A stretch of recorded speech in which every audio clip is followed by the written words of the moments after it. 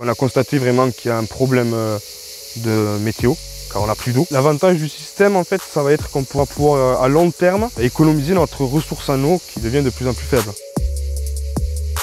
Là, nous nous trouvons au domaine de la Boulandière, situé dans le Minervois. Nous avons 50 hectares, 90% en chardonnay et 10% en rouge. On a observé depuis quelques années les changements climatiques. On a des hivers de plus en plus doux et avec assez peu d'eau. La veine souterraine, normalement fin juillet, on n'a plus d'eau. Là, début juin, j'ai plus d'eau.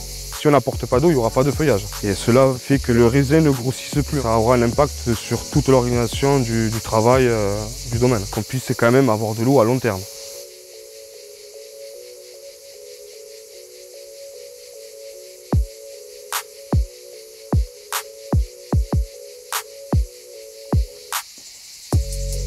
Voilà le boîtier végétal signal qui est alimenté par un panneau solaire. Il va venir se brancher sur un rameau.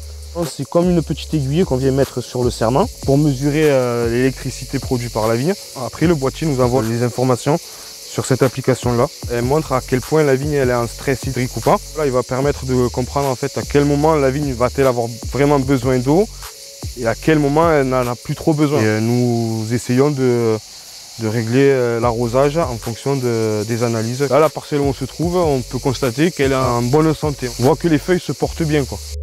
Cette solution est particulièrement adaptée pour répondre aux économies d'eau de façon générale en agriculture, puisque grâce à ces capteurs-là, on peut savoir avec précision quand les végétaux sont en état de stress hydrique.